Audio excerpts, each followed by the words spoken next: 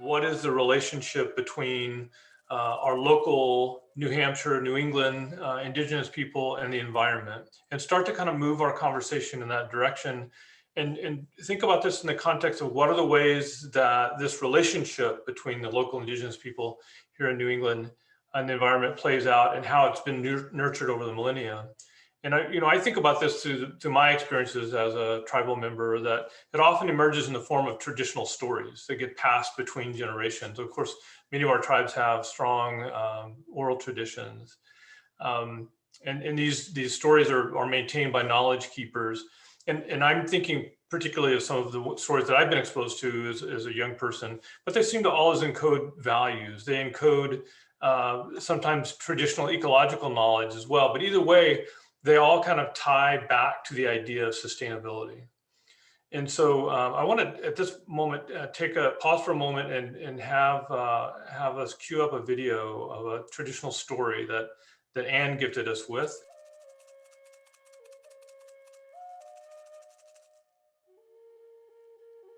Kwainidoba. Hello, friends.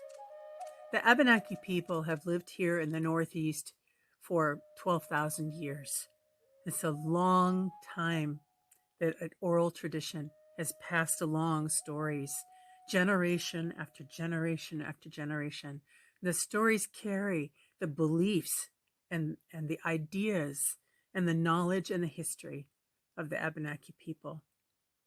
And part of that, the belief system, is that this earth that we live on is the mother that nourishes all of us, and that every creature that is on it has awareness and a purpose and a way to interact with one another. So on Mother Earth, there's the land and the water, and there are the rock people and the plant people, the bird people, the animal people, the human beings, the two-legged, such as you and I, and the world of spirit. And they're all interacting, interdependent, needing one another, understanding the importance of one another. The stories carry all of that information. There are thousands of Abunaki stories, but the ones that I want to share with you, or one of which I would like to share with you, is from a group of stories about a being known as Kluskabe. Now, depending on which dialect of Abunaki you might be speaking, it could be Kluskabe or Gluskap or Kalyuskap or Kluskabe, or further down the coast south of us in Massachusetts, he's known as Moshap. And over the western part of Abunaki territory toward Vermont, he's called Ochiozo, he who shaped himself. And even further out west, where our Anishinaabe cousins are, he's called Manaboso. But Gluskap is a being of such wonder that the stories were also wonderful. And they moved and traveled with the Abunaki people and were shared with everyone that they traded with. Now, Kluskabe is an amazing being. He's not human. He's also not Double Dock, the owner creator. It's said that when Double Dock had made creation and was dusting off the dust that was left over from creation, the dust hit the earth and started to swirl and shape itself. And it shaped a head and a torso. And there's a whole story about eventually he shaped his arms and his legs and became whole, and went walking around creation with the Gitchimanitu, the Great Spirit, the Double Dock owner creator, enjoying the beauty of everything. Now, because Kluskabe is one who made himself, he didn't have parents. And so Double Dock gave him a grandmother to help him learn what he needed to know about the world. So he made a lot of mistakes when he was young because he had to learn so much as he went along. And, what he had to do with those mistakes is what you have to do, learn from them and do better next time. But I love the stories of when he's very, very young. So I'm going to share one of those with you now.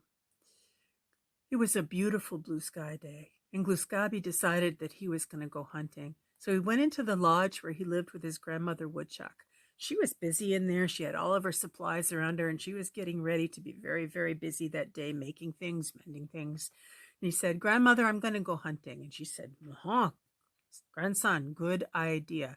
So he took his quiver of arrows and his bow. He left their lodge and headed across the clearing and towards the woods.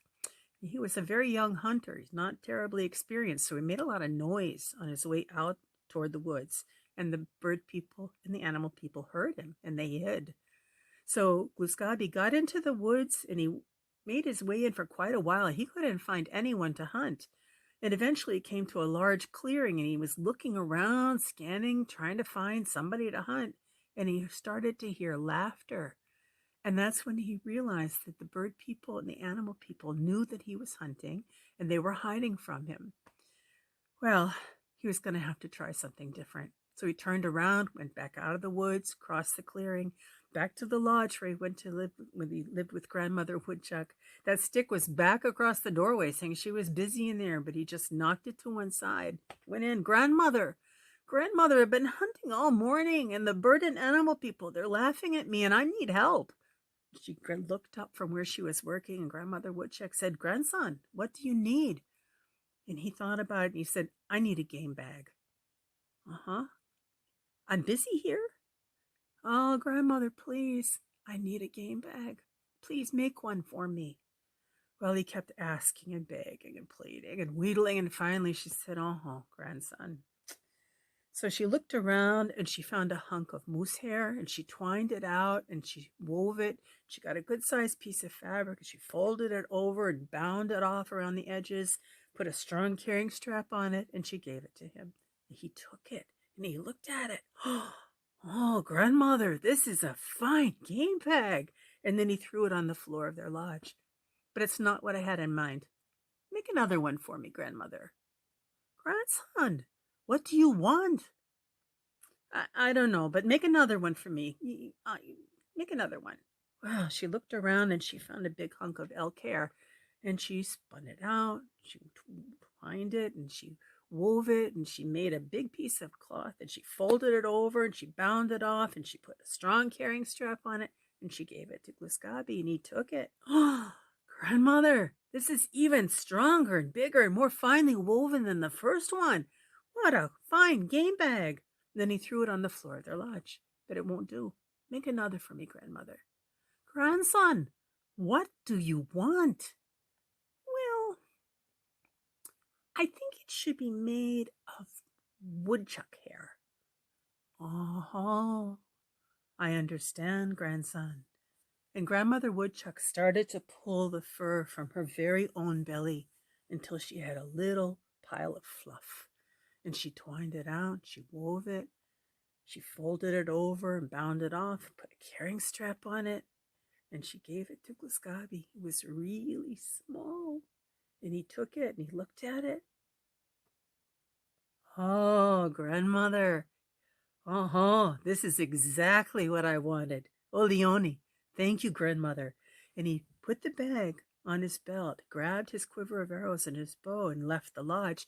He knew, because she put her very self into it, that this bag would have power. Well, he went across the clearing back towards the woods, and then he remembered that the bird and animal people knew he was hunting, and he was going to have to come up with an idea how to trick them. So he got to the very clearing where he'd heard them laugh, and he started to cry. Oh, it's terrible news. The earth is ending. It's just gonna fall apart, and my animal friends and my bird friends are just gonna fall off. And he looked around. Well, pretty soon the bird and animal people heard him. They said, oh, the world's ending. What are we going to do? What are we going to do? They didn't know. They were panicking, and they came running out. They forgot to be afraid of Kluskabe. Kluskabe, you have to help us. The world is ending. You got to keep us safe. How can you help? And he said, well, I have a game bag here. You know, I know it's really small, but it's special. My grandmother made it for me. And I'm going to put it down on the ground and open it up. And all you have to do is get in the bag. And when you're all in there, I will pick it up and I will keep you safe when the world ends. Oh, hey, they all agreed Kluskabe would do that for us. What a good friend you are. And so the snake slithered into that bag, and the rabbits hopped in, and the deer bounded in, and the bear lumbered in. The birds flew in, and pretty soon every creature in the woodlands was in Kluskabe's bag. He looked around to make sure he got everybody, and he bent over, he cinched up that bag and hefted it up on his shoulder and said, "Uh-huh, supper time." And he turned around, went out of the woods, back across the clearing to the lodge where he lived with Grandmother Woodchuck. That stick was back across the doorway, saying she was still really busy and didn't want to be disturbed, but he just knocked it to one side, went running on in. "Grandmother, Grandmother, you will not believe what I have done. Look, look, look, look." And he put the game back down on the floor, and there are like little things pushing out the sides of the bag, and she looked at it, and she looked at him. "Grandson, what have you done now?" And he told her. He told her everything. How he got all the animals and he tricked them and the bird people into the bag. He said, "Now, whenever we're hungry, all I have to do is just like reach in and grab someone, and I'm never going to have to hunt again." He was so happy. And Grandmother looked at him and looked at the bag, and she said, "Uh-huh, grandson. So you say you got all the bird people and all the animal people? You didn't leave anybody behind?" He said, "No, no, no, Grandmother. I got them all. I got them all. They're all in there. I'm never going to have to hunt again." And Grandmother looked at him and looked at the bag and said, "Oh, grandson, if you have all of the bird people and the animal people in your bag, and there are none left out in the woodlands, well, what are your children going to eat? And what are your children's children going to eat?" And he hadn't thought about that at all. "Oh, Grandmother, I understand." And he bent over and he cinched the bag tight and he hefted it up and he went stomping out of their lodge, trudging his way across the clearing. And he was partway across, and then he remembered that he had tricked the bird people and the animal people, and he didn't really want them to know he had tricked them. So he came up with another idea. And when he got into the woods, into the very clearing where he had fooled everyone, he put the bag back down on the ground. He opened it up and he stepped back and he said, "It's all right. The world ended, but I put it back together. You can come out now. You can come out." Well, the birds flew out and the bears lumbered out and the deer bound out and the rabbits hopped out, the snakes and slithered out, and they all went to their homes. "Kluskabe, what a fine job you did. Whoa, this looks wonderful." But when they looked really closely, they realized that their homes hadn't changed at all. And that's when they knew Kluskabe had tricked them. So they say that that's why, from that day until this, in the time of year when it's time to hunt, if a hunter goes out into the woods, even where no two-legged has ever been before, and takes his game bag and puts it down on the ground and opens it up and steps back, not one bird or animal from the entire woodlands is going to get into that bag, because they remembered what happened so long ago when Kluskabe tricked them. And that's how that story ends, and that's where my story camps. Oh, hey.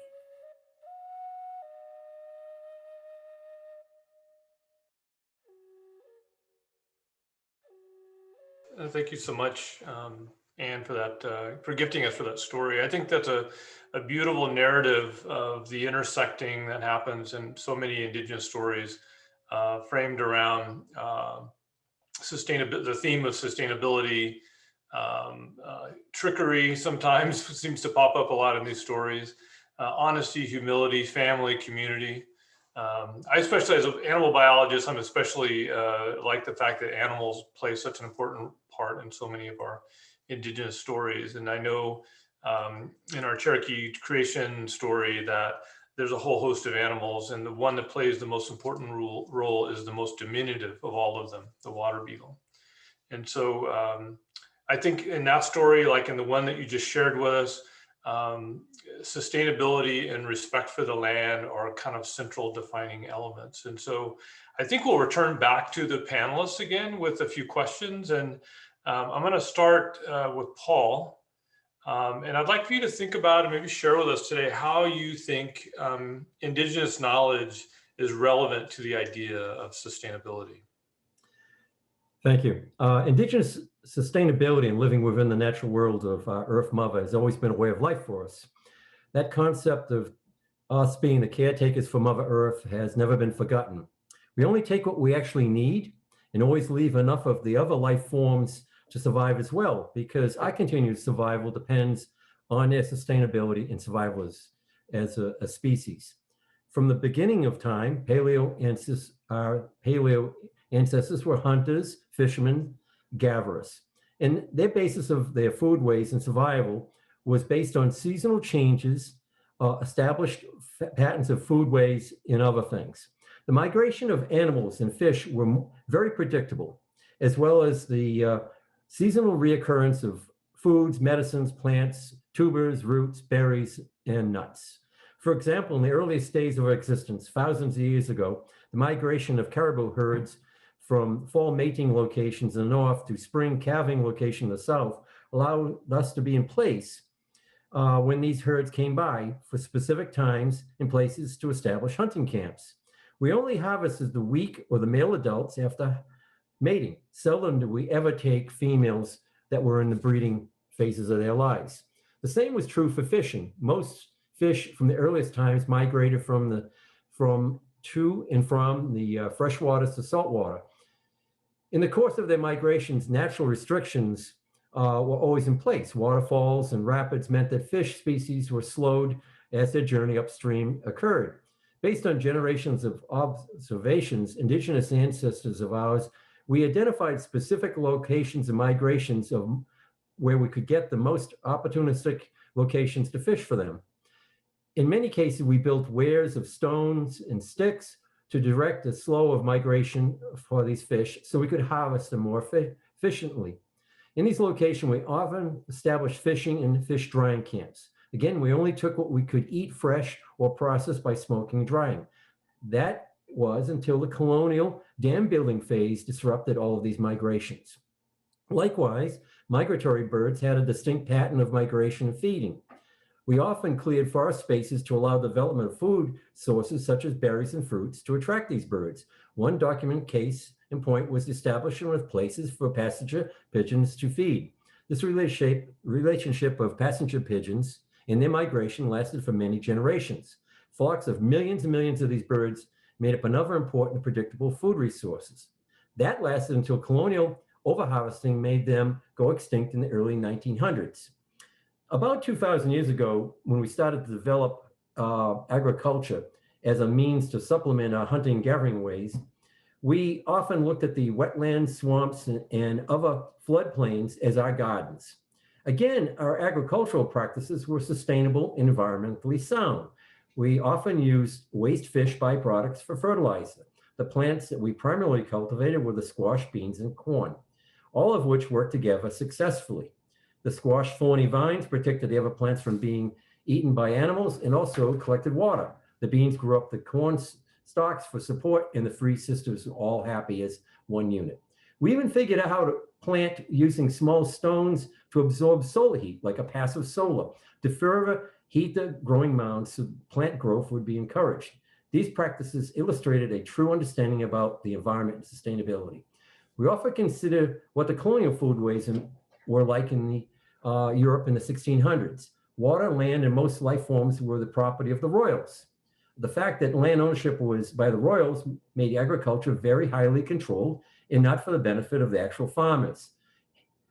When these colonial farmers came to our lands, they saw unlimited resources with little oversight by those foreign and distant royals. The only thing that they saw was that there was the gift of God given to them, the chance to own their own land, to harvest the natural resources as they wanted. To kill a royal deer in Europe would have been a serious offense. But here in Nandakina, the deer, like most other animal food sources, was considered unlimited and beyond the control and ownership of the royals. One case in point was near extinction of the European beaver and the creation of the North American fur trade. This global trade and uncontrolled harvesting of the American beaver had dire consequences to our long sustainable foodways and created an environment of intertribal competition for these resources. Beaver ponds started to disappear, as well as aquatic life that it supported. One interesting fact is that in 1957, Helenet Silva wrote a history of the New Hampshire game and fur barriers for the New Hampshire Fish and Game Department. The first section of the book illustrated and followed the indigenous practices of our ancestors. As such, it helped establish the concepts of hunting seasons and harvesting limits. So again, we observe the benefits of our indigenous ancestors and us, the continued caretakers of our Earth Mother, for a long-established practice of sustainability and a protection of the environment, the natural world, the waters, the land and air, and we continue to practice and protect ourselves and all other life forms in this way. Thanks, Paul. I mean, you've given us a lot to think about there. I'm sure that the Q&A window is probably firing up right now as we speak. I appreciate all the comments about the ties, kind of the Abunaki ways with sustainability, with traditional ecological knowledge, food sovereignty. I think that those are all super important points that you touched on. I appreciate you sharing that and capturing that in your comments. I think I'm going to ask a question of Anne at this point. So, and again, thanks for your poignant story of Kluskabe and the game bag. So along those same lines, what types of indigenous knowledge about sustainability and stewardship can be found in Abunaki stories, and even more so in the methods of sharing narratives like that? Well, there are so many different kinds of stories. You know, the story that I told is a very traditional lesson story. And there's a whole body of stories about Kluskabe that are, I think, very much teach about the interrelationship with the environment.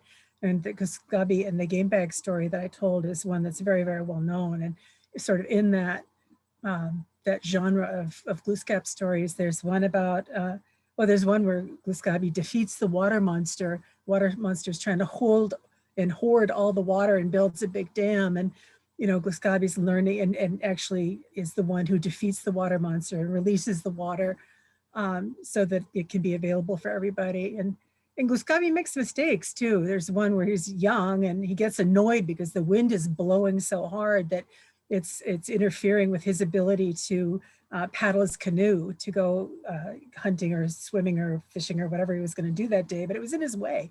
So he asked his grandmother, you know, where does that wind come from? And she told him the wind eagle causes it.